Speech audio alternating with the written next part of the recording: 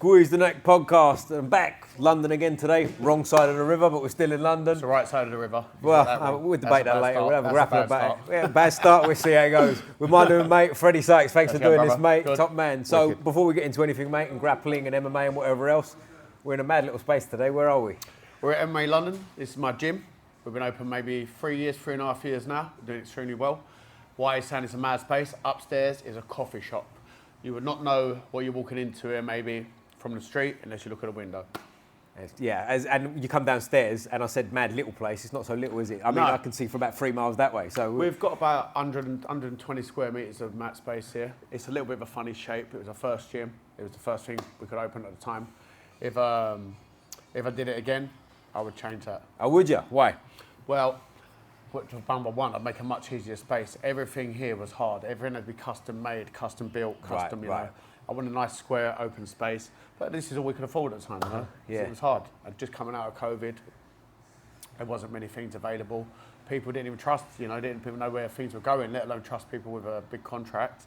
So, yeah, here we are. We made it work. The next one's coming, though. The next one's coming. Well, yeah, I was going to ask, is that the vision? Is it to expand and go? We're going to expand. I mean, we're near enough at capacity. It's not just Jiu Jitsu here. We do Jiu Jitsu, Muay Thai, MMA, wrestling. And I like always say, we have some wicked coaches here, fantastic coaches. They, you know, they're good. They keep our members happy. And yeah, we built a really good, I know it's a very cheesy thing. Everyone says they built a community. Everyone says family. It's not exactly family, but there's a good community here. You know, there's many different groups, many different, you know, sort of subsections here. And it goes well. Yeah, nice. So we touched on it a little bit. We said right side of the river, wrong side of the river. Right Open to interpretation, whichever you like. But where are you from originally, mate? And how'd you get into martial arts? I'm from Cockney. I'm a Cockney. I'm from East London. I was born in London Hospital. I lived in Bow as a kid. Moved to the Isle of Dogs or Docklands when I was about, I suppose, 10, 12, maybe a bit older. But I sort of hung about in Stepney and Wapping and Bethnal Green around my life, all the way around the area. So Tower Hamlets in general. I've lived in Hackney a couple of times and moved around. I've even lived in South. Good man. Maybe cut that bit out. So yeah, I've lived all over. But East London's my home, you know, and this is where my network is. This is my community. London is my home. I'm a Londoner, but the East End particularly is where I'm strong. How did I get into martial arts? Well, I trained martial arts as a kid. I used to do karate as a kid, boxed a little bit of karate. I was pretty good at it, but it was boring karate. It was very lineal. I was the youngest one in the gym. I was doing a lot of too much conditioning as a kid. It's something I learned when I started to teach kids. Yeah. Is, you know, it's got to be fun. It wasn't fun for me. I ended up leaving it, coming away from that.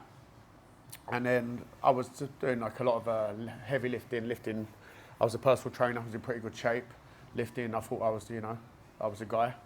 And a friend of mine, a guy I met, Darren Bartlett, he was the guy who brought me into Jiu Jitsu. He was one of the first black belts around in the UK. Maybe not the very first. I mean, not up there with like Jude and people like that. I think he was just after them, where he was a black belt from Roger Gracie's dad, Maurizio. Oh, okay. So he took me aside and he's like, look, you're strong, but you know, you need to learn. And I was okay striking back then. And I was doing Muay Thai. And he was like, no. Come and train with me. Let me show you what you will do. So I went along with it for a while. I was ignoring him basically. I didn't really want to get into it. I was happy thinking I was the nuts. And he took me. I had a studio in Hoxton, and we sparred a little bit. He took me down and he mounted me. And he's like, "What are you going to do now?" And I was like, "I don't know, man." Number one, the first thing I thought was, "Fuck, I never knew. Maybe he's going to do something else to me. You know, I'm in a bad position. What do I do?" And I was like, "What are you doing?" And I thought, "Man, I don't have an answer." And I thought, I can't let this happen. I'm going to have to do something, you know. So he said, right, tomorrow we're going to Roger Gracie Academy. You're coming to train with me. And I did what any sort of guy who thinks he's tough without training does. I ran. I hid from him. I didn't go there. I stayed away. I thought I'd try and swerve it for a little while. And then a little while after, I was doing a capoeira class, and he's like, look, mate, this ain't for you. Let's go Roger Gracie. And he took me, and I never looked back. The first day I went there on the mat. Super fortunate. I was training with Roger on the first day he was there. You know, I was training with, I think, Ollie Geddes. I trained with him. I remember him saying, don't let him armbar you. Don't let that, fight it. You're strong. But kid, don't let him do it. Don't let him do it. And Ollie was pissed off. He couldn't do it.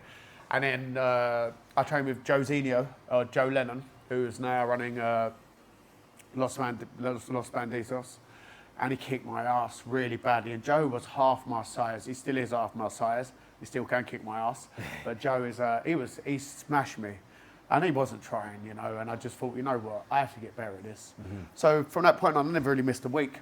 I don't think I ever missed a week, even though I had surgery, I was on the mat training, you know, doing little bits and pieces.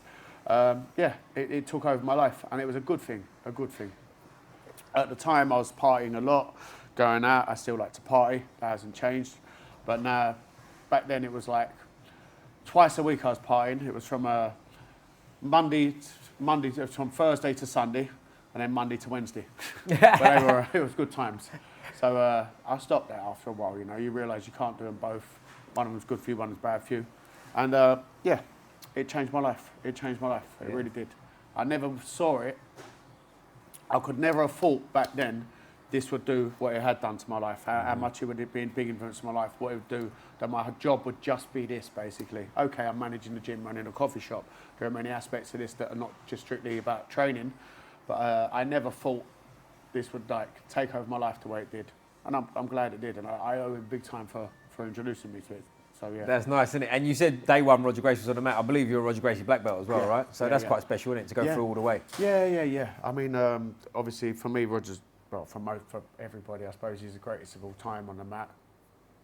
You know, and cemented that by beating Pacheco in the huge fight they had. And also he went to MMA and did pretty well at MMA as well. Yeah, for me, he's the greatest of all time. And he's still like, I was training with him on Friday, you know, on the mat on Friday with him, and still like, you know, big influence in how I use Jiu Jitsu, you know. So yeah, it's good to come from that. It's good to come from that. But it's not just like Roger's. It's not just Roger. There's a big, like, you know, Roger's got lots of black belts, so lots of good black belts. Some of them open their own places, some of them do their own thing, and it's nice to come there. But I've trained at other places as well. I still have loads of friends in Jiu Jitsu. You know, I train at many different places. Like over 15, 16 years I've done it now. Most of the people I started with are black belts now. They all have their own gyms everywhere. And even the ones who were black belts when I first started, I became closer to over time. And like loads of people influenced me in Jiu Jitsu. But yeah, it's special being training with Roger. Yeah, I bet. Because he's strangely accessible as well, isn't he? Like, I've never had the pleasure to train with him, but I've been on the mats while he's teaching a private at his old place, like White City Way, where I used to go up there for a wrestling class with Luba. I don't know if you know Luba. So I used to get over there regularly on a Sunday, and he was on the mat, like, teaching a private. No. He's strangely accessible. The thing about Jiu-Jitsu that appeals to it more, but should appeal to people more than it is, if you are a young kid starting football, and you're getting into football, you're probably never going to play with Cristiano Ronaldo, right? It's not going to happen. You're probably not going to play with anyone in the Premiership. No. But with Jiu-Jitsu, you get to train with your idols, you know, the guys who are the top guys in the sport are going to be training with you, and they're accessible. They're nice people. Generally, they're all pretty nice people. I mean, you get the odd crazy guy in Jiu-Jitsu who's still liked by many, but they're accessible. They're easy to deal with. Yeah. They're nice people generally. It's funny you say that, actually. Owen O'Flanagan, one of the first people I ever met in Jiu-Jitsu, he was in the changing room as I was getting changed my first class as a blue belt. And he was like a fresh-faced kid. I think he must have been, 18 probably at the time. And it was like, as you say, like, to see what he's gone on to do, it's mental, you know what I mean? Yeah, I still laugh when I train with him. He's hilarious to train with. He used to teach here at one point. Okay. We had the funniest classes ever, you know, funniest things. He's still a proper laugh to train with Owen. But I trained with Owen, not trained with Owen, but maybe 2014, 2013 even, maybe even before, we were fighting on what was John, tough grappling challenge back in the Circus Tavern, years back. And Owen was a blue belt fighting with heel hooks and that. And I mean, I knew what a heel hook was, but no one was really training no gi at that level. And he was already training no gi then. You know, he'd give up on the gi. Then I've put it back on since, maybe to get his black belt, but that's it. And Nicky Robinson's like, yeah, Owen's out. And I was like, wow, and he was young then. He was young, I was probably 30. So he's probably, 26, he was probably like 16 or 17 then maybe. And he was already fighting as a blue belt then. So it's amazing to see what he's gone and done. You know, he's like one of the best we've ever come out of the UK by far, and he's getting better. For me, he's getting better. I've trained with him recently. He smashed me no-gi, smashed me. Did he? Yeah. Yeah. Well, I'm at one point I was training no-gi more or less exclusively, for a long while, just trying, you know. And now I've gone back to the gi a little bit. It's funny how things go, right? Gi, no-gi thing. One time you're into one time you're a bit more into the other. you know, and then it depends what season it is. And now I'm going to go fight in the Euros next week in Lisbon. But I just wish they'd put it something close to the summer, you know, straight after Christmas every year. Yeah. And you've got 3-4 weeks to prepare for the biggest tournament in the calendar.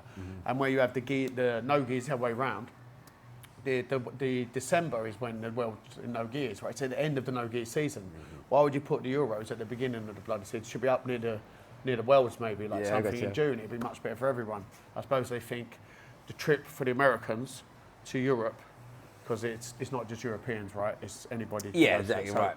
If they want them to come to Europe, they're not going to come anywhere near the time they travel to California, so they separate. It's probably something like, I don't know.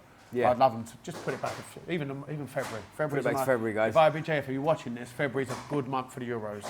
March is even better, if you're watching. April might be even better than that. Just throwing ideas out there. Just putting out there. Just putting out there. Yeah. But you mentioned Nicky Robinson there. Obviously, he's my instructor. I got all my belts under him. My cousin actually as well. So like, you know, known Nicky sort of before Jiu Jitsu even. Do you know what I mean? But like, that's where I first met you. I don't know. You probably won't remember me, but I was a blue belt on the mats. Yeah. Like, I don't know. There was a particular day. It was quite. It always sticks in my mind. I don't know if you remember this. Everyone was lining up. It was an open mat. Everyone was lining up for a photo, and I was a blue belt. I was the only one who wasn't a black belt, and I was giving it the old like shuffle at the back to try and hide the belt. That happens. I've been in that position myself many times. I was very fortunate.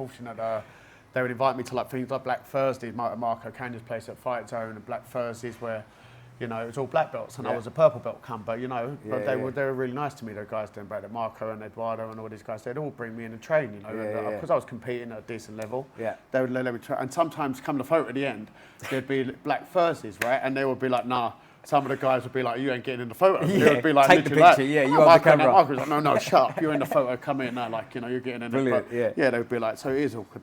You feel awkward more than, you know, more than you should. But funny. Is that still a thing, Black Thursday? Because when I started Jiu Jitsu, that seemed to be like the talk. That was a talk. No, it doesn't go on anymore. I mean, because the thing is, it's the age group, because all of the people who was in Black Thursdays 10 years ago are now Master 3, Master 4 competitors. They're not so much worried about it. They're running schools, they're running businesses, they have kids.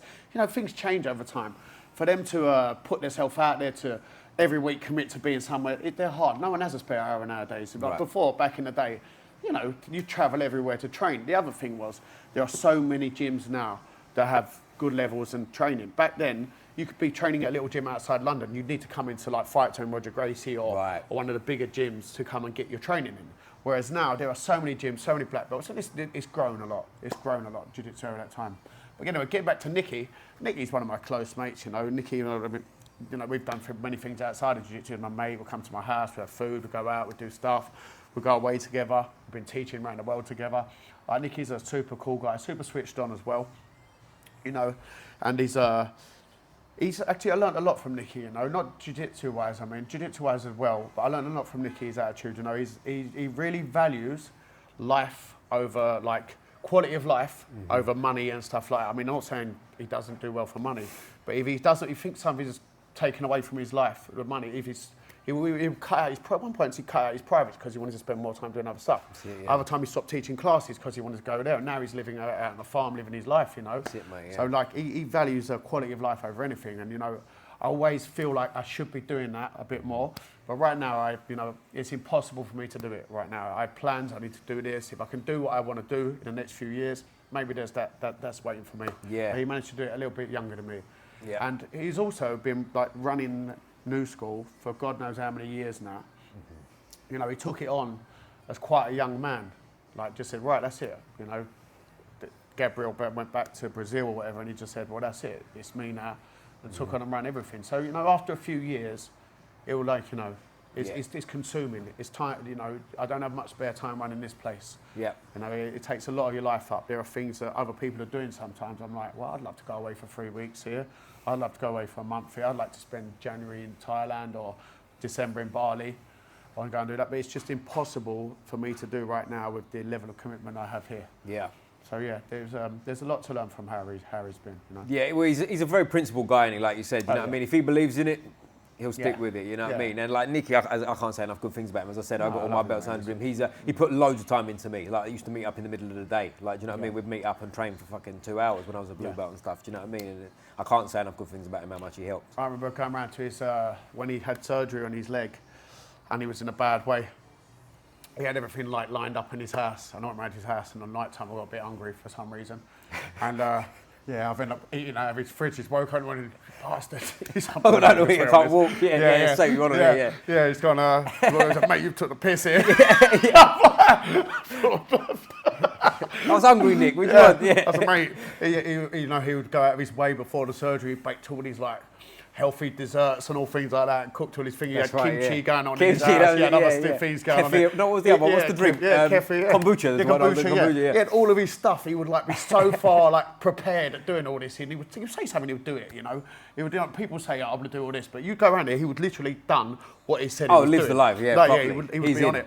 And I remember eating all that, and he's like pissed off at me in the morning, but he still needs me there, kind of thing, because he can't get around. And I was like, Nick, do you want me to stay again? He's like, no, it's all right, bro. I'm going to get someone else. Nah, come on, get yourself an Uber. You're all right. Yeah, you're all right. Let's get someone else. But how old are you now, mate? And when did you start jiu-jitsu? I'm 43. I think I started jiu-jitsu around 28, 27. So what year were we talking then? That was what, 2008-ish, somewhere? I'm always trying to work out what year I started in. I can never really picture, get it right. You know, I wasn't so big on social media back then. I didn't bother like doing anything at the time. I was just, doing what I did. And social media wasn't as big back then either, right? You know, Facebook was out, Instagram probably wasn't even a thing. Yeah, I don't think, I don't think I can't tell you the last time I looked at Facebook, now. I don't like whether... I canned mine years ago, but yeah, Facebook. I've still got it open, and people just send me pictures of me, like when I was out one night years back, and they're like, okay, I was like, fucking hell, get rid of that. So, yeah. And social media wasn't so big. I think it's around 2008, around that time. That would have made sense, I suppose. That's 15 years of jiu-jitsu at the minute, I suppose. Yeah. Or 16 years will be this year. That's probably right, 2008, 2009. Yeah, because I'm always intrigued when I talk to people, especially on here. It's like I started jiu-jitsu in 2014, and the amount of growth in my time. Like when I started, like I went to, like you'd go to class, and if there was a blue belt with a few stripes on his belt, you'd be fucking watch him. Do you know what I mean? Like, well, the thing was, people didn't know what jiu-jitsu was when I first started. I mean, I wasn't the first generation by a long shot. There was people training from the year 2000, I think it was black belt, so it was a little bit in front. Right. But that was very far apart. You know, they were like, one black belt here, one black belt miles away, and so on. But from when I started, I mean, the growth has been unreal. But the craziest thing is the people I bonded with in jiu-jitsu at young, early belts, have all gone on to be black belts. They're all around at the black belt mark. I mean, some of them were a little bit behind me, some of them were a little bit in front of me. But the same people that went to these places and trained together, all stuck around and all got it. I mean, there's been more waves of it coming, but the first people I trained with are all black belts now. They all stuck around to it. And I've seen people come and go, and I've seen people who are better than us, and more advanced, who are like purple belts already. When I first started, who basically, I leapfrogged them at some point. I was like, well, I mean, everyone has their own journey, as they like to call it, journey. But it's more like, how much you put in, because what you put in, you get out, legitimately, with jiu-jitsu. I've never seen anybody spend all their time on the mat and still be shit. They're going to be good. And it's like hard work beats talent as well, especially when you get to like my age now, where you are now, because these guys who were crazy athletic and explosive, I was never like bad as an athletic sort of thing. I always, was strong and quite in shape and stuff like that. I was sporty. But some people were like absolute studs, like beast. And they would beat people just from strength and power. Now, over years, they would become a little bit too reliant on that. And you working hard, the hard work always managed to beat the talent over time. Yeah. So we're at a point now. Well, I'm I like to think I'm proficient with jiu-jitsu now, proficient with it. I think you're more than proficient, but that's a humble statement, but God bless you. Thanks. Yeah. But the reason I asked that as well is because, well, you touched on it. The reason I asked was like, I'm fascinated with the people before me, like how it was because of how it's progressed in my time. Like, I'm at that stage now. I don't know if you know Reese Bailey. Yeah, shout out Reese. Recently got his black belt. I know Reese really, really well. Yeah, I you do? I really like Reese. Yeah, I've been away with him and everything. Oh, brilliant. Yeah, so Reese. Teaching abroad with Reese. Yeah, so me and him we didn't know each other before, but we was white belts together. He's the first person to go through that. Like you said, everyone's getting black belts. He's the first person I've seen go from white all the way to black. Yeah. So like, when you see it, it's mad, isn't it? He's someone who I would know for a fact when I trained him as a blue belt, when he was a blue belt. Savage. I knew he would be a black belt without fail. Because he puts his heart and soul into it. He made it his life. He puts his heart and soul into it. He studies. He's humble on the mat. Yep. And and he's also with smaller guys, they're always more technical. They have to be more technical. Yeah. Like Reese, Tommy Yip as well. Like these type of guys, they've always had to fight against bigger guys. Right. So they've had to go for it. They've had to push. Try and stay uninjured, because it's hard when you're that size especially when you're in the lower belts. At higher belts, no one's going to be too ego-based, right? Most people at higher belts have sort of let the ego go. Because you have to, if you want to pick up a new skill, you're going to have to drop the ego. Simple as that. You can't be Mr. Cocky Bollocks and thinking, you know, I whatever he tells me, I know better. Yeah, you have to be quiet, you have to learn. So you've got to let the ego go. So a lot of people, when the little guys were smashing them, instead of learning them from them, when I train with these smaller guys like that, I'm letting them play their game, watching, think, wow, look at this stuff he's doing. I'm going to learn something from this. Instead of that, what I do is lay all over him for 5 minutes and not move. I was like, what's the point of that? No one gets anything. No one gets anything out of that, right? No.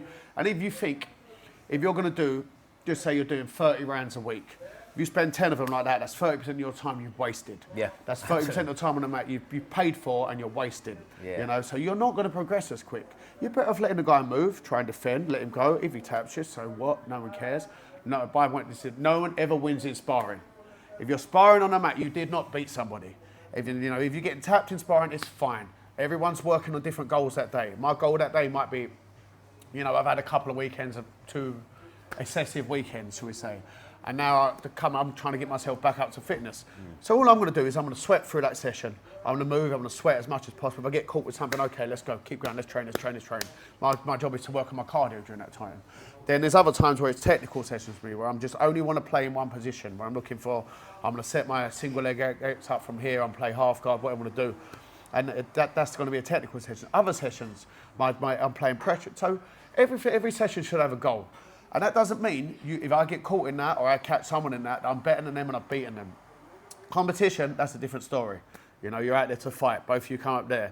Okay, one of you might be a little bit fitter on the day, but you both had the same time to prepare. Next time, that guy might be fitter on the day. Next time, you know, he might not have slept well. His girlfriend might be arguing with him. This guy's dog's sick. Who cares? You both went to that mat and that's it. That competition is where it's happening. Yeah. But on the mat, there's no winners. And especially if you're training with your own teammates. Your teammates, you both win every time you spar. And that's it, you know. That's the attitude you've got to have. Yeah, and I think it's so important because, like, we've all done it, right? Like, you turn up and you try and win in training, you go home with a fucking sore knee and all that nonsense. Like, you've got to get past that, and you really have. And like Reece, you said it there, like, I love training with Reece. Yeah, because he trains the right way too, right? Everything is what it is, you know what I mean? There's no egos. Like, if we get caught in positions, it is what it is, isn't it? It's fun to train with. It's fun to ego is not your amigo. If you got to drop it. If you want to train properly, you got to drop it. If you want to get better, you have, right? You want to get better. Ultimately. Oh no, because you can stay the same. Yeah. But you can stay the same. Yeah. And if you think I didn't get tapped today, it's okay when you're a blue belt and you're training with the black belts. You think, well, I didn't get tapped by him today. Yeah. But then sometimes you realise. I remember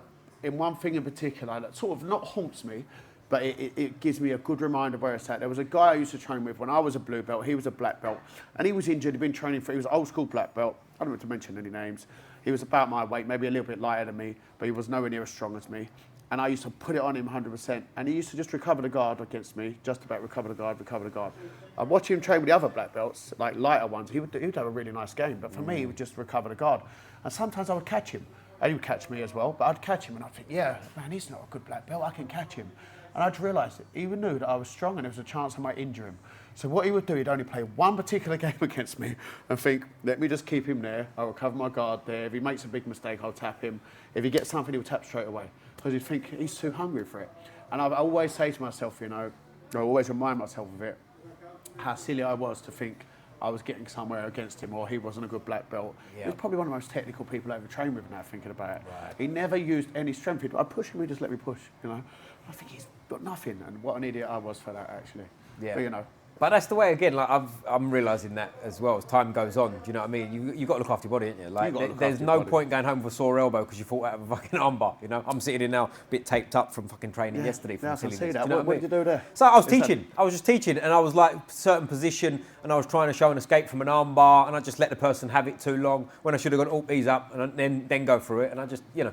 Same stupidness we're talking about. Do you know what I mean? Should have just gone. Reset. You know straight away you've done it wrong, and afterwards you're like, what have I done? And but at the time, you know. There you go. That's what you get. That's young and dumb, but I'm not that young anymore. You know what I'm saying? We're getting there. But as time goes on, like you touched on, you're sort of 43. You said you are, right? So like, how do you feel body-wise now? Do you feel different? If I can tell you, I move better than ever. My movement is better than ever. I can train just as hard as I used to. I mean, once I'm fit, I mean, look, competing is not my main priority anymore, number one, right? I'm running this gym, keeping my coaches happy, family life, you know, other stuff. this is what I need to do. And I'm into longevity. I'm into I do a lot of different things to keep myself young, you know. I'm walking barefooting on the grass. I'm looking at the sun, sun gazing in the morning. I'm doing all this kind of stuff. I'm making sure my sleep's on point. I'm making sure my sleep environment's on point. I'm taking the supplements that I need. Not the supplements to build crazy muscle, the supplements to make me live forever, you know, peptides, so on, things like that. Incorporate them into my training. And I have done that for years now. And I feel like if you looked at pictures of me 10 years ago, the only thing that's different is my beard's grey. I look the same age or even younger. I had a guy come to the gym the other day and I hadn't seen him in 15 years. Well, my daughter's 16 yesterday. Happy birthday to you, Kit, if you watch it. So she was 16 yesterday and I hadn't seen him since she was 1 or 2. And when he saw me, he's like, bloody, you look younger than last time I saw you. So Jiu-Jitsu, generally, and how I've reacted since I started Jiu-Jitsu has kept me younger. I feel great moving, I feel strong as ever. What I will say though, is the next day ain't the same. So if I train 100%, I would definitely feel it more the next day. Right. And I like to think my Jiu-Jitsu is a little bit more, not conservative, that's not the right word, but I'm not just pushing against a brick wall where you were in early stages, right? You know, it's a white belt or blue belt, and that's no offense to white belts or blue belts. Everybody did this. You're pushing the wrong direction most of the time, so it takes twice as much energy. Yeah. Right now, I'm quite, you know, I know how to use it a lot better. So I'm more conservative in energy. So if I'm making the next day, it's only because I've been going for it. So I do think I ate a little bit more the next day than what I used to, but I feel fine everything else. I mean, I think I'm fighting in the Master Division, in the Master 3 division I'll be at the moment. That's not to say that's an easy division, by the way, but everyone's my age in that division. Everyone's going through the same thing, and if those people had been, you know, training since they were a kid and they were a black belt 20 years ago, they're still going to have the same aches and pains as me, maybe even more, because they've been training as long. So even though they'd be more technical, they'd be more ache sort of thing. So I feel great at the minute, actually. I feel fine. The only thing that's harder is the preparation for competitions, if I was going to do it. I can't give up the same amount of time I used to. I can't just have 2 weeks of work to go training for 2 weeks to train for it. I'm still going to have to teach. Look, I taught a 7 a.m. class today. I'm going to teach a class that starts at 7 p.m. tonight.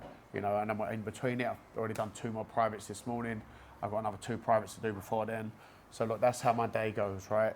And then I'm in between that. I'm going upstairs. I'm managing a coffee shop, managing the gym. It's impossible for me to be 100%, right? No one's ever 100%, but it's I can get as close to it as possible, and that's it. And I'm going to live with that. It's holistic. That's it. If I don't feel good fighting at that, I shouldn't fight. So, you know, and I will. I'll feel good and I'll feel happy and I'll go for it. But that's good. But there's a lot of things there you said as well, because like the first thing that comes to mind is you said like 43, Master 3 and stuff. A 43-year-old today, across the board, if you look after yourself, ain't like a 43-year-old years ago. Most definitely not. Do you know what I'm saying? Like a 43-year-old now, we've got ways to look. I'm not 43 yet, but like we've got ways to look after ourselves. Like there's so much information. You mentioned the other thing I want to talk about is like peptides. Yeah. That's a big one, isn't it? Like tell us about that. What's the peptides like? I've been taking peptides for 10 years, you know, and a friend of ours we were speaking about before, maybe I won't say it now in case he would not want out, is told me a lot about them, and we sort of found out a lot about them together, and. You know, I've been taking them for 10 years or so now, like off and on, different reasons. And for me, it's crazy they're a taboo subject.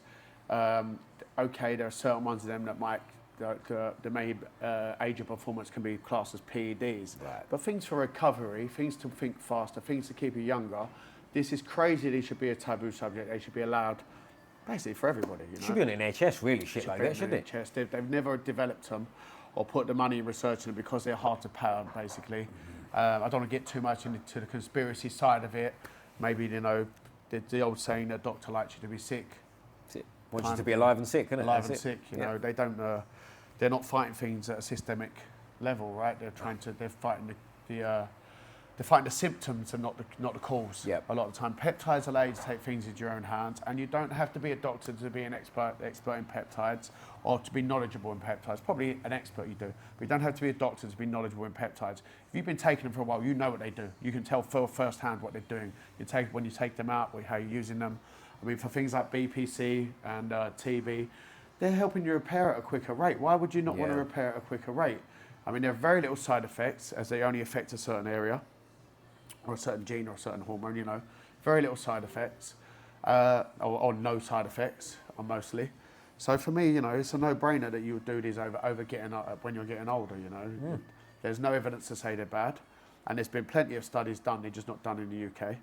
And yeah, for me, it's a no-brainer. It's a no-brainer. And what's the deal with them? Do you inject them into like local area? Like if you got well, they're a subcutaneous injection. They're small like sort of diabetes needles you'd use. And yeah, you put them into fat basically, subcutaneous, put them into fat. You can put them into local area. There are studies that say they work better like that. There are some that say they don't. Like I said, there's not that many studies done on them. Enough. There's not enough money put into it. There's not enough money put into it. But we seem like they're starting to, you know, become more mainstream.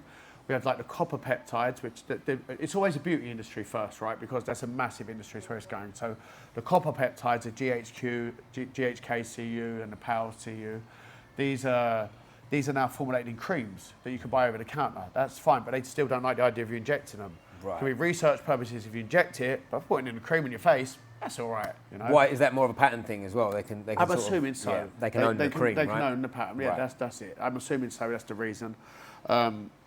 Yeah, and basically, I feel like the beauty industry will help them become more mainstream. And now you have the other wave of them, which are the GLP ones, the glucagon-like peptides, where these ones are like, you know, the fat loss ones, where you see the Kardashians talking about them, even though they're using them. All these famous celebrities are using them, and they're not 100% at the moment. You know, they don't work 100%. These ones, the other ones do. The ones I'm talking about, the BPC, I mean, they're formulated correctly. These other peptides, they're getting replaced every couple of months by new ones coming out, and which sort of, that should be a little. That's bit a red light on its own. That isn't should it? be pretty scary, right? If the thing you're saying, this is the best thing since sliced bread, actually. We have some new ones here. We have some. That should be a red light, you know, definitely red flag. But I would stay away from that. Yeah, definitely. You know, or be careful of it. So there's new waves of them coming through all the time. Some of them are. Be interesting to see where the development goes to. I know they have something out. I mean, I have a friend who's quite big into them, and he was telling me a little bit more about. There's a new one coming out. It's anti-catabolic. They've got it. They just can't release it at the moment because this will have to go through Big Pharma. This one, They want it to go through Big Pharma, right? They can. They want it to. Okay. Well, Big Pharma want it to. Right, They're basically producing it. So this new one that's coming out, it only has a name like 324, whatever, a patent number at the moment. Okay. The anti-catabolic, which means you can build muscle and cut all the fat at the same time, All which right. is kind of scary for, you know. For me, you should earn that, you know. It should not be a given, you know. Right. And how does that work with your cardio health? Because you can look fit and not be fit in that Oh case, yeah, right? yeah. You got to be careful, ain't you, with that stuff? That's a slippery slope. That's a slippery slope. So yeah, but these are becoming more mainstream, and I feel like people who never knew anything about peptides now know something about peptides and now growing into it. And, you know, it's a good thing that it'll bring more attention to it, but it can also, you know, if these peptides start having bad side effects on people, where does that go? Yeah, of course. You know, then it starts to, you know. Yeah, absolutely. Because I'm fascinated lately. I've started getting into some of the biohacking stuff myself. I don't know if you know a fella called Andy Smith. He's a biohacking guy. He does like the red light. He's been on here. He's a great guy. So shout out Andy, Accelerate and all that stuff. I've been using. I haven't got one. One of my friends has, and I can use it pretty much daily. His beds, so it's like a PMF mat. Yeah, PMF mat. And the red light therapy with it. And mate, I tell you what, it's one of them things. Like, you know, there's always, especially in this kind of game, everyone's got a supplement. Everyone's got this. Everyone's got that. I've never really felt much from it, but that I've gone. That like, you whoa, do. okay. There are certain things that I feel like I felt more than anything else. So the beds, definitely so much. The grounding mats, definitely. But if you can get out, if you have a garden, you're fortunate enough to live in, you know, to have a garden. If you live in London, that's not an easy thing. For those of you who live outside, you're like, everyone's got a garden. If you can get a garden in London, you can go out barefoot in the morning, look at the sun. That does the same thing for you. Exactly, but if you can't, then the mats are great, or the mattresses, or whatever you can use, they're great. They work. Then the red light therapy, I go once a week for it. Once a week. It's not cheap, but it's worth doing. Yep. You know, it's worth doing. I feel great from that as well. And it's not just peptides. There are other things, other supplements that I feel like do make a difference, you know.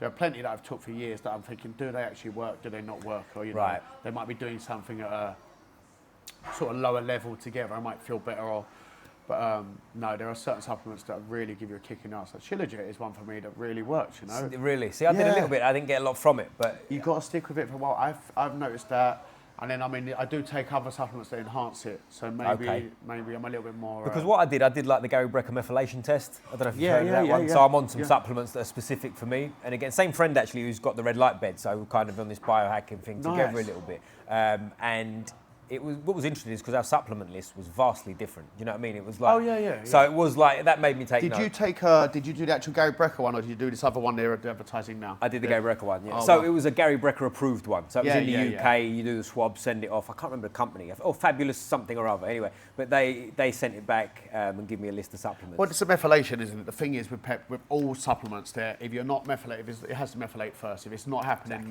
then there's no point taking it. Yeah, exactly. When the expensive piss thing is what they call it, right? You just piss it straight out. Yeah, exactly. So it doesn't make a difference. So the methylation is everything, and then it's what we've been told works doesn't really work realistically. There's so many waste products they put into things like the folic acid problem and they said the folate and so on. That's a clear example of it. Yeah. But the new supplements are much, much better. Yeah. They've really turned the corner. The shit they were getting away with for years is finished now. All of the new supplements, they know people can, they're watching the podcast, they're watching Rogan, they're watching this, watching this, They know what's I hope good. they're watching this. Hopefully, you should be watching this if you're not watching. There you go. So they know what's working. They can hear full first hand that this shit is not working. You've got the Huberman podcast. I mean, obviously, most of these podcasts have their own agenda. They're selling their own supplements. But you've got to take that, They do. It's still a good thing that they're more good than bad at the end of the day. It's more good than bad. They're putting information out there. What you do with it and how you choose to use it is down to you. So yeah, things are definitely on the up. They can't get away with this shit. The stuff they used to sell women, particularly, and I say women because women always spent more than men historically on beauty products, on this type of stuff. Men are kind of new to this, like, the bodybuilding supplements. Men took bodybuilding supplements, but not men never took things for their skin before. Now they're taking stuff for like men are taking things for their skin, hair and nails. They're taking collagens and stuff, and their joints are looking after that. And now the products are more life extension based than they are muscle building. More health based now, for sure, by far, innit? I'm so glad that's happened. I decided when I was 30, I said, when I'm 40, I'm gonna look 30. When I'm 50, I'm gonna look 40. I want to keep looking younger all the time. And that's when I started getting into the peptides and the other products, to be honest. It was more about life extension than it ever was about building muscle. You always want to look good, but it's not healthy to be too big. It's not healthy. And lifting heavy weights is also it's a personal thing. What you call a heavy weight is, what other people call a heavy weight. So you just do your own thing during that and looking good and feeling good. And Jiu Jitsu is going to give you the cardio base, it's going to give you the constant fitness. Yeah. And it's about keeping your immune system high. A big reminder of that was during when COVID happened and, people just let themselves go or like you've been told to stay in, which is probably the worst advice you could possibly say to anybody when there's anything around, And I think after that, a lot of people came back with a different attitude, on what they would do. People started to look after themselves a lot more. Yep. So all these things, it's the old Chinese proverb thing, right? Good thing, bad thing. Yep. And the story about the guy, he gets a wild horse come running into his village. So the guy, he collects the horse. He says, "Oh, that's lucky, you got a horse." And he said, "Well, might be a good thing, might be a bad thing." The very next day, his kid is trained and running on the horse. He's training the horse. Horse kicks him off. The kid breaks his back. So he said, "Well, that's a bad thing. Your kid's broke his back." He says, "Well, good thing, bad thing. We don't know. We'll wait and see." Then the very next day, a war starts in the country. They come and take every young man, ship him away, take him away. And they said, "Well, good thing, bad thing. We'll see." And then, who knows where it's going to go? Yeah. So everything has, for every yin there's a yang, for every good there's a bad. But we'll see. Yeah. So yeah. That's amazing. Perception's a big part too as well. Like, I don't know if you know Zade Bergen, Big Zade, Base 9. Well, of course you do. Sorry, that's who put me on. Right, of course. Yeah, I know Zade. I'm wicked Zade. Great guy. Does his thing, mate. Great example of that, man. I mean, I couldn't have met a more positive person. Like, for anyone who doesn't know, blind. And now blind. I didn't know he was blind. I never heard him complain about anything. Ever. This guy. Everything's a sunny day to Zade. Every day is a good day for him. And you can't moan around him. He ain't going to have you moaning around him. No. Or he'll humble you. He'll say something. If you said something silly around him, he'll say, "Well, look, what about this? Yeah. What about that?" Everything's there. He's got a really good, a really good outlook on life. His cousin trains him with Daniel. Jason. Sorry, Jason. Jason, not Daniel. Yeah, well, Daniel's the name, one of his names. Is that right? Yeah. Okay. So Jason, shout out to Jason. Jason's been training much longer than I have, I reckon, because I remember seeing him as a blue belt when I was a white belt. I'd seen him as a blue belt when I was a purple belt. I gave him his purple belt a little while ago. And I call it Jason UFC 1 because he was about when UFC 1, and his jiu-jitsu is still like UFC 1. But yeah, but Zade is like an inspiration. He's a top guy. Runs his own gym, got his own students, does his own thing. Very well respected. I remember the first time I met him, and it was a funny experience. must have been, I was a purple belt, maybe a early stage brown belt, maybe 8 years ago, maybe longer. And I'd heard about him, but I never knew who he was, right? I knew. And Jamal, a good friend of ours, was from Roger Gracie, was fighting in the Abu Dhabi Championship. And he's like, bro, you're going to think I'm crazy, but who's winning? Is Jamal winning? I was like, yeah, Jamal's winning. He's like, let's go, Jamal, let's go, Jamal. They said, you're going to think I'm crazy, I'm blind. He said, Jamal's my guy. And I was like, no, he's winning, he's doing his stuff. Like, and I laughed and I thought, yeah. And then I met him afterwards and trained with him, and you know, his grips are not easy to break, you know. Mate, I shook his hand, I felt that enough, do you know what I mean? He's a strong boy. He's a top But guy. he's also like, not to sound like a hippie or anything, but he's got like just a great energy about him, isn't he? When you're with him, you're like, mate, like, you feel doesn't good around complain him, right? about nothing. You feel good around him. He's got that smiley vibe where he's always Well, he said to me about happy. jiu-jitsu too. He said, close your eyes when you spar next time. And I did. And I was like, yeah, I can see what he's saying here. And we was talking about it because like he said it's a benefit to him. And I thought, how many people would have that outlook? Like he said it's a benefit to him. Yeah, there is something, I've tried it, I've did it before. I remember at Blue Belt people were talking about this. I mean, I think it was an Eddie Bravo concept years ago, or one of these guys was saying about training with your eyes shut, you feel it much more. And you do feel it much more. You definitely do feel it much more. But if you did that for 6 months of that, how much more would your, you know, and you sort of know where someone is, right? And you can do it even like, you know, with grips. You make one grip, you know the next grip's coming to a certain place. You know there. Well, this got me thinking too. I was thinking about this after driving home from the podcast with Zade. I was thinking like, how often do you use your eyes really? Like if we're clinched up, or if you've got me in a headlock. You're using your eyes somewhat. Fucked up position, or you're not really. Someone's arsehole or whatever, you know. You're not really. Sometimes you wish you didn't have eyes. I was going to say, close your eyes anyway. But there's elements of like, I wonder how much you really use. You're using your feeling as much as anything. It's more sense, isn't it? It's definitely. Sense in the where people are. And you know, the better you get to grab with people, the better you connect. As soon as you connect with someone, your eyes are probably not going to be used that much, right? Yeah, exactly. I mean, it's different. Even if you're playing lapel or something, you're not going to bloody, you know, use your eyes that much, I suppose. But he's a testament to it, and he has, like you said, his energy is unreal. You know, his energy is unreal. He's such a nice guy, always happy. You know, look, like on New Year's Eve, I see a message come from Zade. I haven't spoken to him in a month, and he sent me a message, bro, I wish you the best of years, positive energy, bam, bam, bam. Like most of my friends send me Happy New Year. That's it. With him, the message was like, you know, a beautiful message. Wish you the best of luck in this year. You're a positive guy. Keep it going. Keep the energy on the mats. Best of luck to you, bro.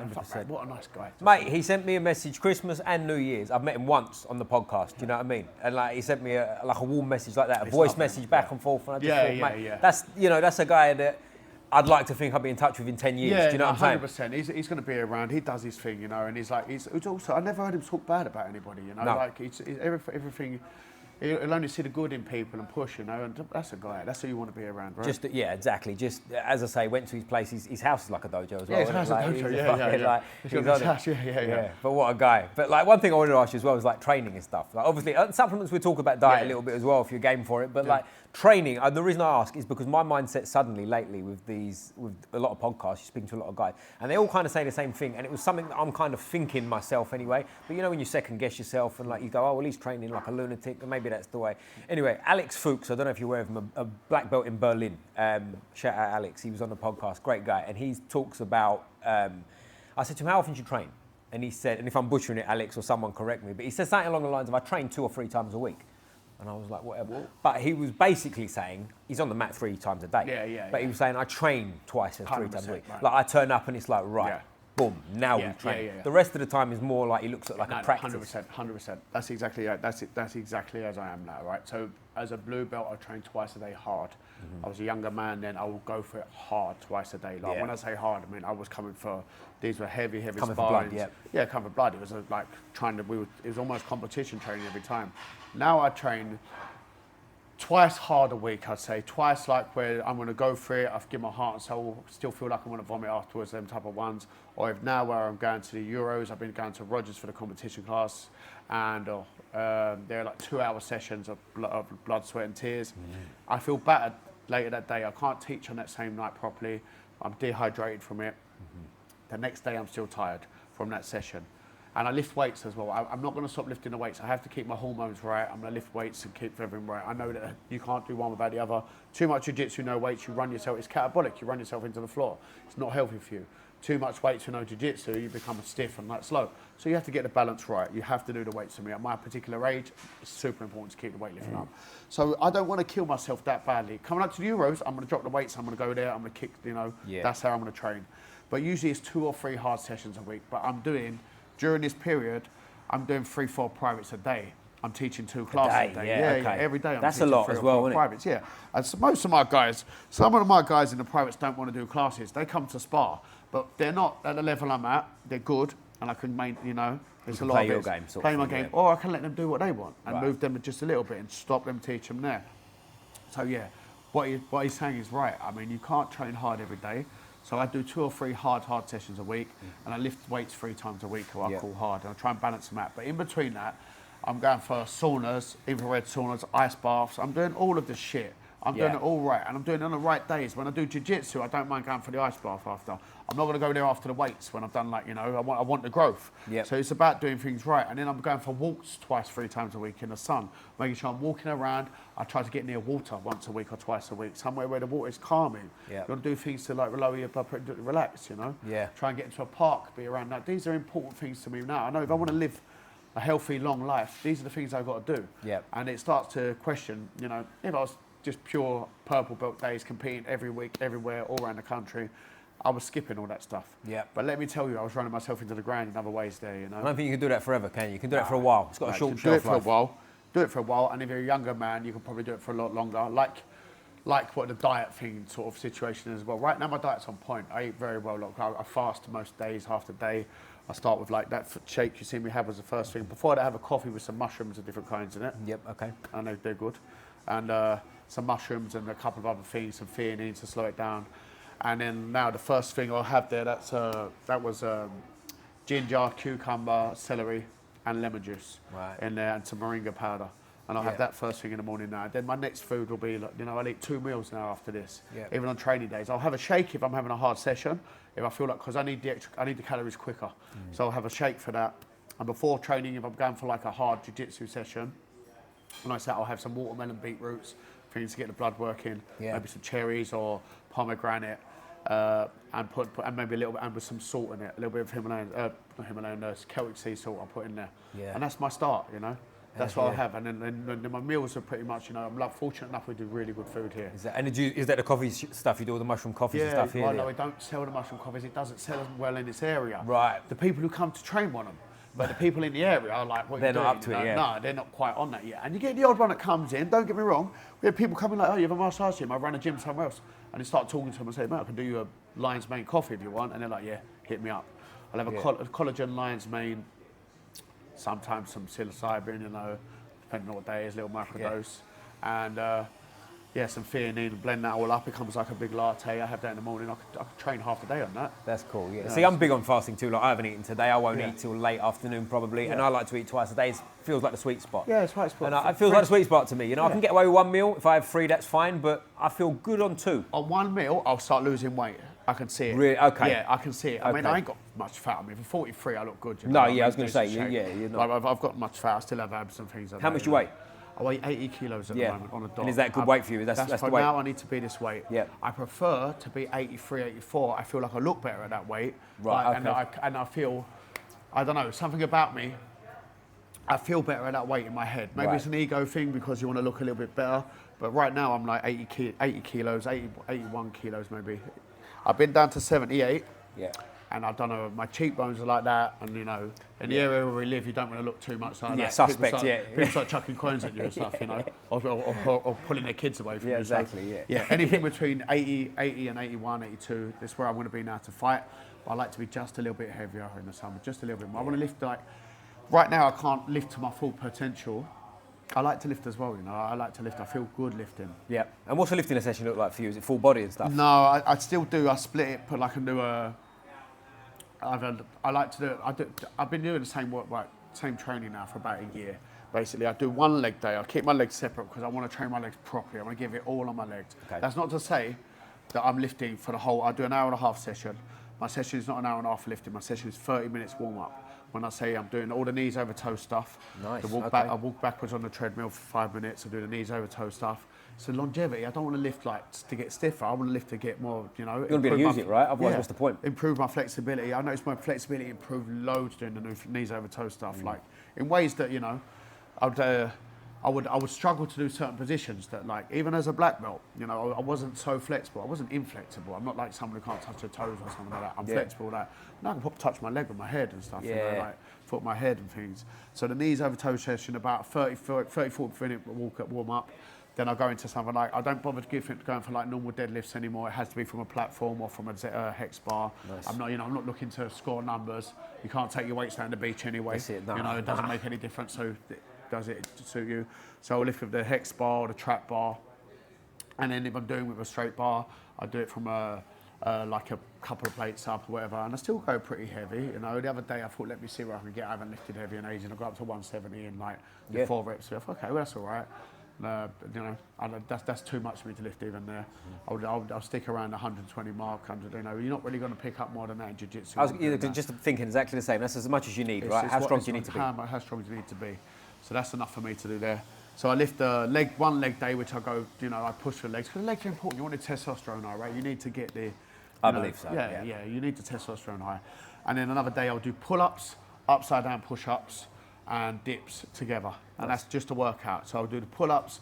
I'll try to go for like 50 pull-ups, 100 dips, and maybe 50 or 25 upside down push-ups. And nice. You mean like handstand push-ups? Yeah, handstand push-ups, yeah. And I try to stay in the handstand as long as possible. So really work the core there. Nice. Then on the other day, I still do a chest day with a pull, a type of pull, but I'll work the lower muscles or different muscles in the chest day with a pull.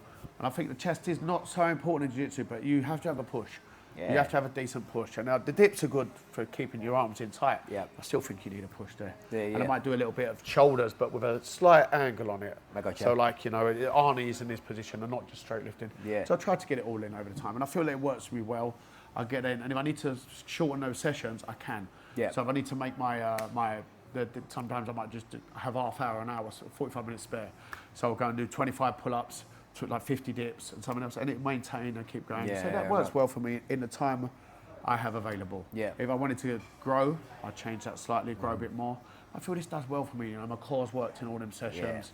And around jiu-jitsu, it works well for me. And at the end of the day, it's about looking after your body, right? Because I'm a big believer as well, and I've spoken to a lot of people on here actually that believe just jiu-jitsu, don't lift, you know? Nah, this is crazy, because let me tell you, you're going to run yourself into the ground. Yeah, well, the reason I say it as well is also I think like jiu-jitsu, you're using your muscles anyway, right? You're being strong, so do you know what I'm saying? You're using them specific for what you want them for anyway, right? You use them fine. Jiu-jitsu is great for that, but what you've got to do, to build strength in jiu-jitsu, you do lineal movements. It's not how people think. I believe that, yeah. You know, to think that you will emulate what you're doing in jiu-jitsu. I've seen people do some fucked up shit before, you know, and I'm like, what the fuck is that going to do? Yeah, that's causing more imbalances.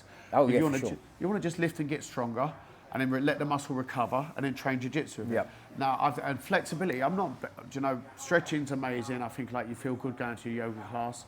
You get to look at, you know, the girl in front of you or whatever as well. So that's a fucking what? Crazy, man. You're talking out of school now, bro. Yeah. So, like, you'll get more flexible doing this type of stuff. You feel good doing the yoga class. But if you want to get more flexible, you have to get stronger.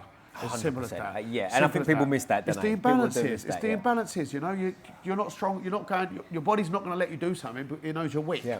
So you only get stronger by building strength. Well, that's flexibility versus mobility, right? So it's all right being able to sit in a splits like a yogi. Not that we're shitting on yogis, but you get the idea. Like, if you can get in it, it's useless, right? But to be able to lift yourself, like, again, you mentioned knees over toes style, right? If you can get into it strong and hold yourself, that's going to benefit you in your sport. Of course. The knees over toes thing, I think that was if I would say to anyone out there now looking to improve their jiu-jitsu and following a program, I'd say the knees over toes program is probably the best for you to do at the moment. There are other stuff you should do as well with that, but to stretch your tendons properly, get strength in certain areas, I mean, your ankle flexibility and things like that, this is the program you should be doing. I think so, yeah, I believe so. I don't actually like lifting weights from upper body either. I do gymnastics rings and body weight. Well, I'm not far off that. So when I'm doing the pull-ups, I'm using the rings. Cool, right, yeah. When the dips, I'm using the rings. And then I'm doing the handstand push-ups, which is my gymnastics style of training. Exactly. I think it feels good. Oh, mate, because this is where you feel it all, right? And you look great afterwards with that gymnastics for sure. I tell a lie on here, actually, because I do bicep curls and tricep extensions at the end, like high reps to sort of get a lot of blood in, look after the joints and whatnot. I mean, like Poliquin always used to say you're only as strong as your calves and your forearms, right? So he would say train your forearms and so on a week. So the bicep curls and this type of stuff, it does work. I do like wrist push-ups as well. I don't know if you know, yeah. because I'll tell you what I did years ago. I don't know if you've heard of a fella called Ido Portal. Yeah, of course. So I trained a lot with Ido back in the day. I never trained with him, but I know exactly who he was. Mad guy, great guy. Shout out Ido if this Yeah, catches you. But he's like, I was doing handstands with him and stuff, so I still train handstands and whatnot. Super and the important. crossover from like handstands, I believe, to grip is like magic. Unreal. You know what I mean? I really think that benefits. Like when I see people using the bars to do it, I'm like, no, man, put your hands on the floor. Put your hands on the Get floor, your bro. hands on the floor, man. Build your wrist up. Don't just allow it to get, build it up, But I'm a big believer in the movement stuff as well, in terms of like walking on your hands. You know, simple things like, they're not necessarily easy, but simple things like walking on your hands. What it is for me, the animals movements are great, but people get too caught up in one. When you get one, you're like, I'm an animal movement I'm guy a flow guy now. I'm a flow guy now, and I'm this type of guy. You've got to do a bit of everything, right, and keep it there. I'm not saying be a jack of all trades and a master of none. I mean, everyone's going to have something they're pretty good at. Well, I almost feel like jack of all trades, master of one. Do you know what I'm saying? Like, try and master your jiu-jitsu if that's your thing, right? And the rest, you're almost like an amateur gymnast, aren't you? I'm not trying to go to the Olympics. You're not going to go out and teach people gymnastics. Right, but I'm not trying to see do all the benefits. Exactly, you're not trying to go to the Olympics. You're not trying to be like in competition. You compete in jiu-jitsu, right? So this is going to benefit that. I enjoy it. I enjoy it as much as jiu-jitsu. I mean, jiu-jitsu is my number one. Don't get me wrong, but I enjoy it as much as jiu-jitsu. I mean, the feeling you get from it. I enjoy variety too. If I do too much of one thing, I go stale. You know what I mean? That's why I've always trained gi and no gi together. Do you? Okay. Right now, coming up to the Euros, I can't train no gi. I trained it this morning actually. That's a lie. Yeah. But I didn't. You was no gi'd up when I come here, weren't you? I was in the no gi gear. Yeah, I've been training. I've taught a no gi class this morning and trained a little bit. I wrestled a bit as well, just a little bit. Because the only reason I did this today, your grips start to. If you train too much gi, your hands are fucked, man. You can't kind of get your fingers straight. Yeah. So to train a little bit, I want to keep my cardio up. I don't want to kill the muscles too much. Right. So I kill the grips too much. Sorry. So I'll train a little bit of no gi today. That's and then yin and yang. Do you think there's a crossover? Do you think they help each other? Because some people are very much one or the other. No, they definitely help each other. I mean, like, look, for instance, I trained with Charles Negromonte the other day, and Charles, I don't remember the last time I saw this guy put a gi on. But I trained with him, he hadn't got any worse, you know. I mean, obviously, he's probably one of the best in the world. He is one of the best in the world, definitely no gi, and was in the gi when he was competing in the gi. But, you know, he just trained it. He wasn't making grips on me. He was just blocking. So, I mean, if you get to I was like, okay, still works for him. There definitely is a crossover. I would say the leg reaping and knee reaping positions, obviously, that is the difference in it. If you're going to play that type of game, you know, or you're a guard player, then there's a massive variation. Right. There's a massive variation. But sometimes, I like to train both anyway. I will always train both. I'll always push both. But if I'm coming up to a competition of one type or another, which is rare for me now. I'll go to Euros, maybe 2 others in a year, or 1 other in a year. I know I want to go. I go for the Euros. I go because it's the Euros. But now when I go to compete, I'm going to travel to somewhere I want to go.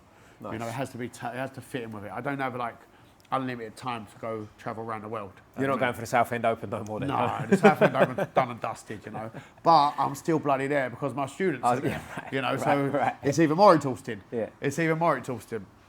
And now I try to, like, we're 3 years old, our gym, right? Don't get me wrong, we have some really good brown belts who are close to black belts here. They come with me to compete. Right. I don't want them going to the competition down the road and fighting there most of the time.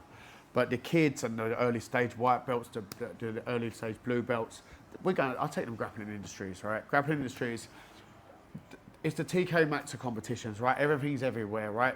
It's very hard for someone to run 28 mats like that. I'm not saying they're doing a bad job, they do a fantastic job of running it.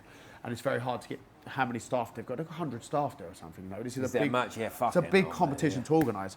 But it's everywhere. You're going to get called here, you're going to get called there, you're going to go there, the gi starting, no gi, but they're going to have 8 fights for paying this 70 or 80 quid, whatever it is. Yeah, I don't even know what the entry is, you know, but it's 70 or 80 quid they're paying. And they're going to get 8 fights on the mat, 4 fights in a gi, 4 fights no gi. And if they win, they get even more. Right. You know, so this is where you go to cut your teeth. This competition was never around when I was first starting. I would travel to like the Brighton Open or whatever it was, or one of these competitions. I'd get 2 fights or 1 fight. I mean, it's only 40, 30, 40 quid, but you travel 2 hours for 1 fight. Yeah. And now they're going to get all these fights just going to the local leisure centre and getting all these fights. That's where you want to go. You know, they're going to get experience there. Especially at white belt, right? Especially just get out. Just get out and get time on the mat. You know, I mean, it doesn't have to be going. I'm not saying it's wrong for people to go to the Europeans as a white belt. If you want to do that, you do that. I don't know if I think I went as a blue belt. I got a white blue belt pretty quick, not after 9, 10 months or something. So I just went, first year was a blue belt, I went there. But if you want to go and do that, that's fine. But what you need is experience on the mat. You need to get to the mat. You need to get to You know, you just more time on the mat, the better. Someone said something to me ages ago that people who work at the circus don't see magic. So if you're there all the time, it doesn't become a big deal. You go to these competitions, like, okay, just another comp, just another day out. Yeah. Just another day out. Yeah, people who work at the circus don't see magic. That's cool. I'm taking that one. I'm going to add that one. Yeah, it works well, it's funny you say that. Pete Irvin, I don't know if you know Pete Irvin, he's up in Newcastle. I was up there with him. Shout out Pete. What a great episode that was. He was talking about, but he said that. He said, like, at white belt, just get out. He said it doesn't matter. He said no one cares. Just get your matches in. I can tell you, if you win the Euros at white belt, no one gives a shit. Right. I'm going to tell you that now. Yeah. And if you win it in the master division at white belt, mate, people probably don't give a shit if you win it. Look, I won it at the brown belt division, brown belt masters. I don't think anybody gave a shit about it. I liked it. No, but it was good that, you know, it was good for my sort of resume. You know, it looked good that he was a European champion. Yeah. I was fighting against, you know, other brown belts who are my age. You know, like there. Like if you're winning a black belt adults, obviously that's something different. That's you know? serious. That's very serious. You know, that's very serious. So, but even then, you know, it's specific to you. Just go and enjoy it. You know, enjoy it. Do you have to? Jiu-jitsu is about fun and having fun. It has to be fun. If you're coming in from your job where you've been like had a shit day at work and you're going to come to this gym and someone's going to have a go at you and moan at you and make it worse for you, what's the point of you coming? It has to be fun. It has to be something you enjoy. It has to be something you want to come back for. It has to be something you want to tell your friends about. You know, it's got to be fun. You've got to keep it fun, have fun. On the mat, I have like, you know, I don't run strict classes. You know, my classes are fun. You know, I dropped out the professor thing. You don't have to call me professor. I mean, in Brazil and Portugal, I totally understand it. Professor means teacher. Yeah. But in England, where we live here, professor means that I'm only working in the university and teaching. Or white lab coat and all that shit. Big fucking eyebrows. Terrible haircut or something. Yeah, that's it, exactly. I'm not that guy. You know, I'm Freddie, I'm your coach, whatever. I'm going to be accessible. And I just want to have fun. We play music in our classes, you know, we're training, we're fun. I always joke, you know, I tease people in the class, they tease me back, I'm okay with that. As long as there's a level of respect, you know, they can't take the piss out of me to a point where it's, you know. Yeah, you're still a teacher, right? Yeah, I'm still the coach there, I'm still the teacher, I'm still the guy got to coach them when they're getting their ass kicked in the comp, you know. Right. I'm still the one teaching you.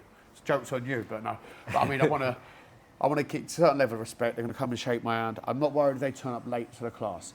If they're paying me a membership fee, obviously they want to turn up early. The world's against us now. You know, you got to work all these hours just to pay the bills. Of course they want to come early. If they could come early, they would. Yep. You know, they're not stalling to come late, so they don't do they don't have to miss half the technique. Yeah. You know, if they want to leave early, that's fine. They leave early. You come and go as you please.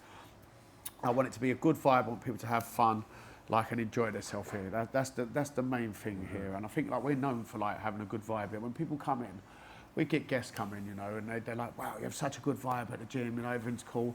I just want it to be fun. I understand in certain situations, going to a competition class, it can't be like that.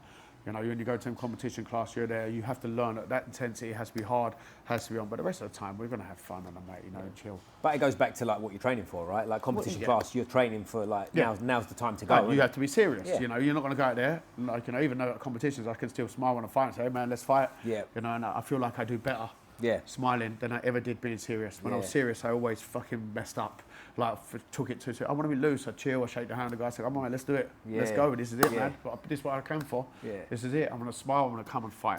That's it. And I always thought that. The other thing with the modern world is, as a lot of like traditional gyms are finding out now, is the kids won't train this way. And when I say kids, I mean, no disrespect, I mean people up to 23, 25. Yeah. They're not going to come in and have them, you know, they're not going to worship people and like all that. Different world now, isn't it? It's different. It's why no-gi, or not no-gi, is basically submission wrestling, basically what it is.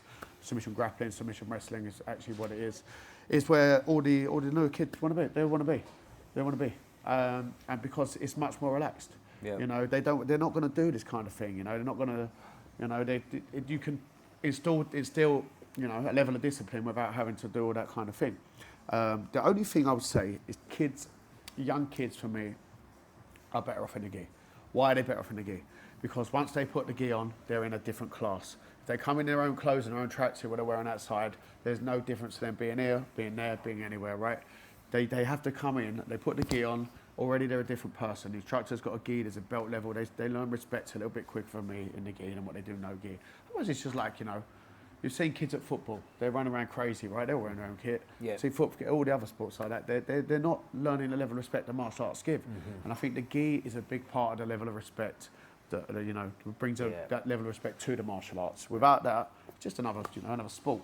Yeah, I think there's something to it, especially the belt system, right? When you come in and like we've all been there, right? Fresh faced in the gi, you got the white belt on, and there's coloured belts on. It does bring that extra. It's not even. It's not like a overly silly thing where it's like we got to bow to him. No. It keys in, doesn't it? It's like 100%. He's a purple belt over there. He's been doing this, and he means 100%. it. You know what I mean? And I think there's something to that. I never thought about that, but I agree. I think 100%. So I know when people are on the mat.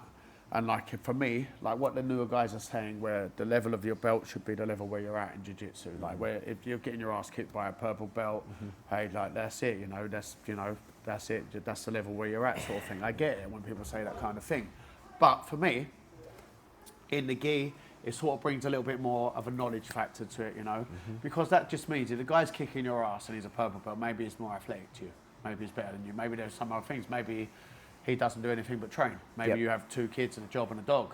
Who knows? There are so many factors. But then, knowledge-wise, that guy who's been on the mat as a black belt probably knows a little bit more than that purple belt. He should know more than that purple belt on paper. He should know more than that purple belt. Yeah. So, the respect thing and the knowledge thing is slightly different there. You know? And would you think, like, because someone said this to me once, a black belt when I was a blue belt, and it stuck with me, is that when you get to purple belt, you're on that road now, right? A brown belt is a black belt for me. I tell all my students, as soon as they get a black belt, mate, it's a matter of time. Yeah. You're on that mat, you're doing it, it's a matter of time. You know what jiu-jitsu is by that point, right? You should know what jiu-jitsu is at that point. If you don't by that point, you ain't going to know it ever. Might not be for you. It might not be for you. It's not too late to go back to the karate. Hapkido, I was going to say, but there we go, yeah. So, yeah, for me, a brown belt is a black belt who's in purgatory. They're just waiting to get pushed over, right? They're waiting to get pushed over. They know what they're doing. They've got to, now it's the time to level up not just the jiu-jitsu, their attitude a little bit as well, because they're already probably coaching at brown belt if they're around it, or can coach, or be asked to help with something, or have taught someone a position. Purple belt for me is that. Purple belt, you're already probably, like if you're in jiu-jitsu, you've been around it, you're coaching a little bit, or you're used to, you're showing people positions, or people are asking you stuff, so you're around it by that point. So purple belt, you're on the road, brown belt, you're there, and black belt just cements it. And that day is the day when it's like all your hard work is paid off. But then one thing I would say, which I didn't think would be true, and I honestly didn't believe it, was that you just start learning at black belt. At black belt, because what it is, all the way through till you get to black belt, you're chasing belts. You might not realise it, you're pushing for a belt. A black belt, you ain't chasing. The black belt's 40 years off for a red belt, right? You ain't getting no more belts. Yeah. So you're going to start going back and doing stuff that you might have skipped. So just say I was doing this certain pass that worked very well for me, but I knew I was getting away with something. When I get to a black belt, I'll go back and analyse it and take it back, break it down, deconstruct it, and start thinking, okay, well, that's where I should be. I'll start working much more on my weak points at black belt than what I did through brown belt. So when I was competing at brown belt, I had a really good single leg X footlock game that I was really using well, and a lot of modern stuff and rolling and moving. And as soon as I got to black belt, I thought, look, man, Roger, I've got to start to work my pressure. Now's the time I go back, I'm working just pressure game. And then I hated old school half guard, right? Which I still don't like it. Jesus Grace hammer around your head and you're trying to flatten you out and stuff like that. I thought, okay, I have to learn this game a little bit better because now I'm going to have to be expected to know it. So I'd go back and practice that. So I worked on the areas where I needed to get better over time. And that helped a lot. That seriously, I felt like, my game became much more complete. And it helped me in many other ways, So I do feel like when you get to black belt and you stop chasing the belt, because that's what you're doing basically, all the way through it, whether you think it or not, you're hunting the next belt. What do I need to get to this stage? What do I need to get to this stage? Now at black belt, you're more like, okay, this is where it's at. Yeah, that's really interesting because I had a similar chat with Reece recently actually about that. I was like, no, now you've kind of made it, right? And we were going back and forth on different things and how it feels. Like I'm still brown belt, right? And I can relate to it massively, you know what I mean? Like that, black belt's a big deal, do you know what I mean? But when you're there, you can almost, I guess it goes back to the ego thing, right? You can sort of give up things, can't you? Yeah. You can give up. I mean, the only thing you get is the only thing I'd say, a little bit, your training becomes more complete. Black belts, you're in the club, you're training there. They're not going to try and kill you in a match because you're black belt to black belt. But the young purple belt might try to kill you at that point. That's the one thing. He's looking, thinking black belt, older. I'm going to kick his ass. You'll see a trophy to that guy, or blue belt even for that matter. Because the level of jiu-jitsu has increased so much. I was a shit blue belt. I ain't going to lie. I was blue belt. I actually still played this New Shield game. It was something similar. I would get a muscle sweep out of it somehow, and then finish. And I had really good pressure. My knee on belly I wasn't actually my positionally I was strong, but I only had my positions outside that. My movement wasn't great. Stuff like I got better at blue belt, purple belt. I started to nail it. But the blue belts now, when I look at them, I think, you know, what I expect from a blue belt now is probably what I would have been expected of me as a purple belt later on. So I feel like the brown belts nowadays are definitely where I was maybe when I got, maybe so when I got the black belt. Yeah. But then I spent a lot of time at purple and brown, 4 years at both of them. Even though I was winning everything, you know, I spent a lot of time there at both of those belts. You know, it was a good thing, you know. Yeah, it was a good pays thing. off ultimately, Yeah, doesn't it? it pays off ultimately. Because I was a blue belt for a really long time as well, and like, not saying I was a good blue belt or anything, but I was blue belt for over 5 years. So the difference, and I was training consistently. So the difference between getting my blue belt and the day before I got my purple belt, that's the other thing. It's a big difference, you know. The difference between the belts. I mean, the beginning of purple belt to where you are towards the end is crazy. Yeah, insane. The difference between blue belt, particularly blue, and they say most people quit at blue. I just think it's because the gap, it's too big a gap between the blue and like purple. I'm not too big a gap, obviously, but there's probably the biggest gap, isn't it? The top guy in blue belt, man, he's probably getting the brown belts, right? The top, at least the bottom give him guy, trouble, the bottom guy in the blue belt, he's still getting tapped by the white belts. You're right. So there's 100%. a massive gulf there. Yeah. And then like if you go to a competition and you're a 21-year-old or 30-year-old, should say, and you're coming up against an 18-year-old blue belt, the 18-year-old blue belt is probably going, you know, competition blue belt, you're in trouble. Yeah. No matter Especially if you're 30 and you've got missus and kids and you're fucking. and even not in a comp, if you're training from on the mat. That's the other thing, you know. It's hard because this kid is probably going to be a 17-year-old purple belt, and then like probably 21-year-old black belt. Yeah, you're probably going to get it at 40 if you're a 30-year-old blue belt, which is like a massive. At least 3 years away from a black belt, and you're like you're 10. Yeah. And then you know there's a big gap. A vast gap between that, and I think that puts people off a little bit of that belt. When and it's cool seeing kids come through, like Stefan Jabija, I'm sure you know. Right? I've known Stefan since he was like 13, and I rolled with him recently. No, he's good. Yeah, I trained with him the other day in Los Bandidos, and it's good. He was actually savage, good. man. Yeah, strong as a bull as well, and but also doesn't train like a strong guy. Like doesn't no, spar like he's a strong. light. He wants spars to learn. And flows and plays the game right, and he's really And impressive. then he comes alive in comps as well. He fights hard in comps, and he's out there competing a lot now. Yeah, well, I was on a mat, open mat. I won't say the guy, but it was just an open mat, and I sparred with him. He was good, the guy, but like he was, you know, 6'4", 110 kilos, like heavy duty round. And there was we, you know, friends up on Instagram and all that, and he had a picture of him on the podium, silver. Stefan got the gold. Yeah, mate. exactly. Like, you know, this guy's like 35, I would imagine. There's you know? loads of these kids come through. I mean, you know, I've seen loads over the years. I mean, loads over the years come through like that. I mean, Fight Zone has a particularly lot of kids. They have a lot of kids. I mean, if you look, they've had the world champions. I mean, you have 3 or 4 different kids who've gone through to be world champions from there, done well, and now they're all over the world teaching, and some of them have come back and teach there. And I mean, they've done a fantastic job with the kids there over the years. And then, like, there's probably 3 or 4 other academies that are like that. Fight Zone, I say particularly because they've actually had the world champions from there, and I mean, the top level guys come from there. I've had Marco on here, and again, lovely place, very welcoming. Couldn't be nicer, could they? Marco is one of the nicest guys in Jiu Jitsu, and super slick Jiu Jitsu as well. He's always been kind to me. Him and James. James is a good mate. Marco's a good, you know, looked after me from when I was blue belt. Marco would help me on the mats, you know. Marco even, like, I fought James once before, and I'd fought in the. One day before fighting him, I'd fought in the London Open, and it was I finished fighting my gi fight, it's the absolute, at 7:30 at night. My next fight was 9 in the morning, and I was overweight because I had to eat after it. I couldn't eat all day, so I went and ate. And the next morning, obviously, I was overweight. Marco was like, "No, listen, let him cut the weight." To the ref, he's like, "Let him run." So we're in no rush. Let him cut the weight. Let him cut. Freddie, go cut the weight. That's run and cut the weight. And then I lost to James. Actually, it wasn't a very close fight, but I lost to him. And yeah, we've been good friends ever since. You know, not even before that. I mean, and when I opened a gym, they came out and said, "Look, if you need a hand with anything, if there's anything we do help you, like, you know, are you short of coaches, short of staff? Let's, you know, they're super nice guys." That goes a long way. Super nice guys, nice. yeah. And shout out to Fight Zone Costa Blanca. I'm out there in a couple of weeks. Oh, you're going out there? Yeah. Well, they're really cool guys as well. What's it? Nadine and what's it? Rafa. Yeah, that's who I spoke to, is Nadine. We're going out for the podcast and a few others. They're really nice guys. They were over here training for ages. You know, I had some good rounds with Rafa actually. He's a really nice guy, and he's still competing and doing well. And she's good. They're really cool people actually. So yeah. Good. And they fit right in with like Kanye and his. Like, nice, yeah. You know, they seem great people. As I said, I've only spoke to them online, but very welcoming nice to come out and whatnot. So hopefully we get some tear-ups out there. They've got good jiu-jitsu. Nice, man. But thank you very much for doing this. I really appreciate it. Before we finish, I always ask the most important question, and where we're the wrong side of the river, this might go south on us, mate. Which football team you support? I support Arsenal. I'm far north, and let me tell you why. You support who your dad supports. My granddad, when he first came, he used to work in, he used to sell peanuts at Highbury. And all the rest of my family are West Ham. I'm the only one who's not West Ham in my family. My dad and me, But yeah, you support what your dad supports. Well, it's a bad answer, but it's a good reason. So I'll give you that. Chelsea's the correct answer, bro. Chelsea ain't even on the south side, man. Look at that. He's supporting a North London team. Your dad support you, told me. Oh, yeah, okay. Well, my guy, I really appreciate you, mate. Top man, thank you very much. I always finish with a fist up like this, mate. Let's go. Squeeze the neck. Boom! Boom.